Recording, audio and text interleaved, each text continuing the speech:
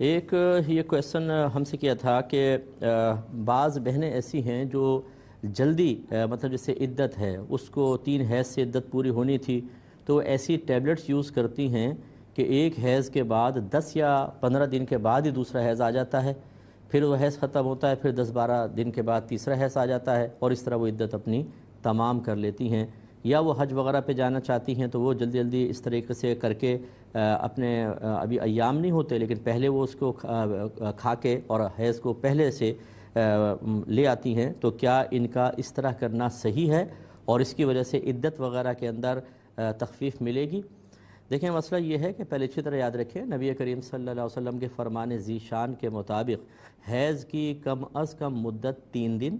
اور زیادہ سے زیادہ 10 روز ہے۔ پہلی بات تو یہ، لہٰذا اگر کوئی 3 دن سے پہلے آ کے بلیڈنگ بند ہو گئی پھر بعد میں نہیں آئی تو یہ حیض نہیں ہے، بیماری کا خون۔ اسی طرح جو 10 روز سے آگے تجاوز کر جائے وہ بھی حیض نہیں ہوتا، بیماری کا خون ہوتا ہے۔ ایک تو اصول یہ یاد رکھیے گا۔ دوسرا یہ،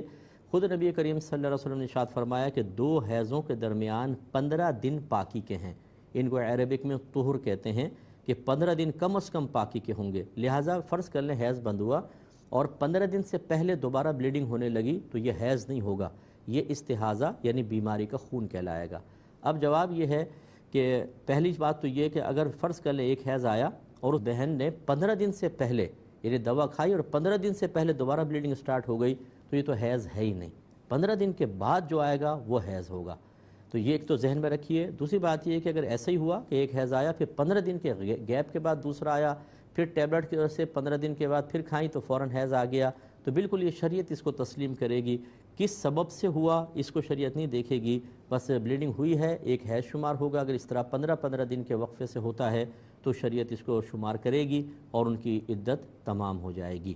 اس میں ایک بات اور یاد رکھیے کہ وَلَا تُلْقُوا بِأَيْدِيكُمْ إِلَى التَّهْلُكَةِ، اللہ تعالیٰ فرماتا ہے کہ اپنے آپ کو اپنے ہاتھوں ہلاکت میں مبتلا نہ کرو۔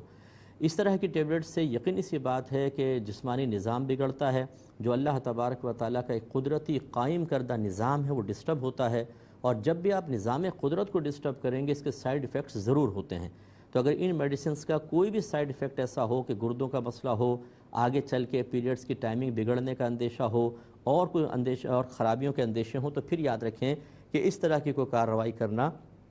سخت ضرورت کے بغیر شرعاً ناجائز ہوگا، بلکہ یہ حرام کے درجے میں بھی ہو سکتا ہے کہ اگر یہ ٹیبلٹس بہت زیادہ نقصان دیں تو پھر بہن شدید گناہ گار بھی ہو سکتی ہیں۔ ان تمام قیودات کا ضرور لحاظ رکھا جائے۔ ایک بھائی نے